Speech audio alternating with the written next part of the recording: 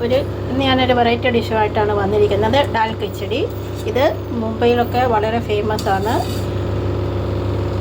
ഇത് പരിപ്പും ചോറും കൂടെ വേവിച്ച് വെച്ചിരിക്കുകയാണ്. കുറച്ച് വെള്ളം കുറഞ്ഞു പോയി. അതിന് വേണ്ട ബാക്കി ചേരുവകൾ ഉള്ളി, ബീൻസ്, വട്ടാണ, പച്ചമുളക്, തക്കാളി, പാലക്ക്. ഇത് ഇലയാണ്, ഇതതിൻ്റെ തണ്ടാണ്. തണ്ടിന് കുറച്ച് വേവുണ്ട്, അതുകൊണ്ടാണ് വേറെ മാറ്റി വെച്ചിരിക്കുന്നത്. ഇത് മല്ലിയിലയും കറിവേപ്പിലയും. അപ്പോൾ നമുക്ക് ഉണ്ടാക്കാൻ തുടങ്ങാം. ചട്ടി വെച്ചിട്ടുണ്ട്. നമുക്ക് ഇതിലേക്ക് എണ്ണ ചേർത്ത് കൊടുക്കാം. എണ്ണ ചൂടായിട്ടുണ്ട്. ഇതിലേക്ക് നമുക്ക് നെയ്യ് കൂടെ ചേർത്ത് കൊടുക്കാം. അപ്പോഴാണ് അതിനൊരു ടേസ്റ്റ്.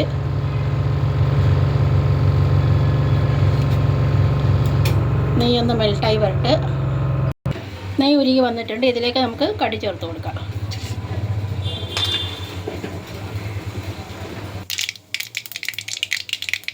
കടി പൊട്ടി. നമുക്കിനി ഇതിലേക്ക് ജീരകം ചേർത്ത് കൊടുക്കാം. ഇതിലേക്ക് പൊടിയായി അരിഞ്ഞ് വെച്ചിരിക്കുന്ന ഉള്ളി ചേർത്ത് കൊടുക്കാം. ഈ ഉള്ളിയിലേക്ക് നമുക്ക് ഇഞ്ചി വെളുത്തുള്ളി പേസ്റ്റ് ചേർത്ത് കൊടുക്കാം. അല്ല നിങ്ങൾക്ക് മുഴുവനായിട്ടുള്ളത് ഇടാമെങ്കിൽ അതും ചെയ്യാം. എൻ്റെ അടുത്ത് പേസ്റ്റ് ഉണ്ടായിരുന്നു, അതുകൊണ്ട് ഞാൻ പേസ്റ്റാണ് ഇട്ട് കൊടുത്തത്. അടുത്തായിട്ട് നമുക്ക് ഇതിലേക്ക് തക്കാളി ചേർത്ത് കൊടുക്കാം. ഇതെല്ലാം കൂടി ഒന്ന് നല്ലോണം മിക്സാക്കി എടുക്കാം. നമുക്ക് ഉള്ളിയും തക്കാളിയൊക്കെ നല്ലോണം വഴഞ്ഞ് വന്നിട്ടുണ്ട്. നമുക്ക് ബാക്കി ചേരുവകൾ ചേർത്ത് കൊടുക്കാം. ബീൻസ്, പച്ചമുളക്, വട്ടാണ. ഇതൊന്ന് നല്ലോണം മിക്സാക്കി എടുക്കാം.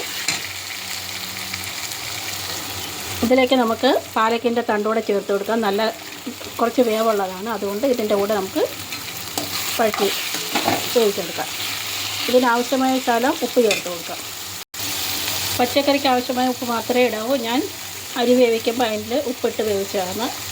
അത് പ്രത്യേകം ശ്രദ്ധിക്കണം, ഉപ്പ് കൂടി പോകാതിരിക്കാൻ.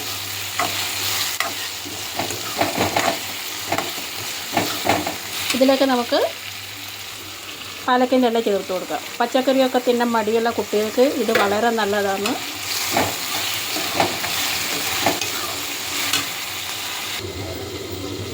ഒന്ന് തുറന്ന് നോക്കാം. അങ്ങനെ ഈ പച്ചക്കറിയൊക്കെ വെന്ത് സോഫ്റ്റായി വന്നിട്ടുണ്ട്. ഇതിലേക്ക് നമുക്ക് മഞ്ഞൾപ്പൊടിയും മുളക് പൊടിയും കൂടെ ചേർത്ത് കൊടുക്കാം.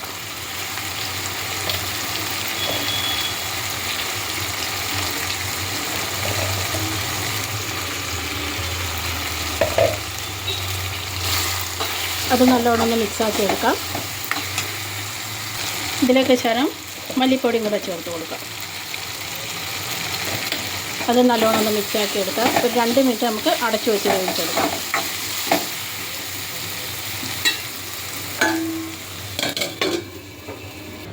നമുക്കൊന്ന് തുറന്ന് നോക്കാം. അങ്ങനെ നമ്മുടെ മസാലയൊക്കെ റെഡി ആയിട്ടുണ്ട്. ഇതിലേക്ക് നമുക്ക് മാഗി മസാല, മാഗി മസാല. നിങ്ങൾക്ക് ഇതിൻ്റെ ടേസ്റ്റ് ഇഷ്ടമാണെങ്കിൽ മാത്രം ചേർത്ത് കൊടുത്താൽ മതി. മീനൊന്നും തിന്നാത്തപ്പോൾ ഇത് ചേർക്കുന്നത് ഒരു നല്ലതാണ്.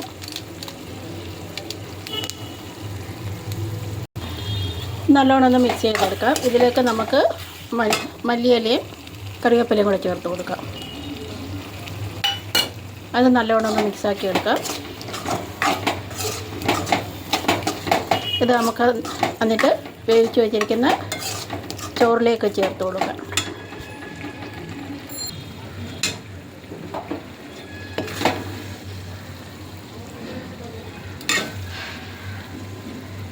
ഇത് വളരെ നല്ല ടേസ്റ്റാണ്.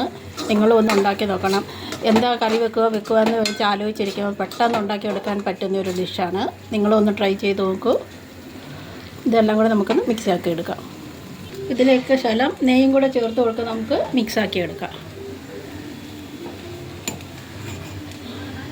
തണുപ്പായതുകൊണ്ട് നെയ്യൊക്കെ കട്ടയായിട്ടിരിക്കുവാണ്. ഇത് എല്ലാം കൂടെ നമുക്ക് മിക്സാക്കി എടുക്കാം.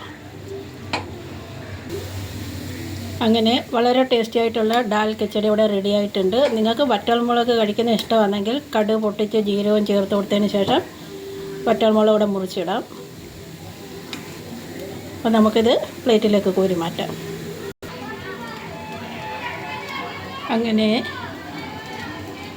ഇതിൽ ഒരു അച്ചാറും പപ്പടമൊക്കെ ഉണ്ടെങ്കിൽ അത് മതി. ഇതിന് പ്രത്യേകിച്ച് കറിയുടെ ആവശ്യമൊന്നുമില്ല. ഇത് രാവിലെ ആക്കിയ ഭാജിയാണ്. അപ്പോൾ വീണ്ടും ഒരു വീഡിയോ ആയിട്ട് കാണുന്നവരേക്കും ബായ്.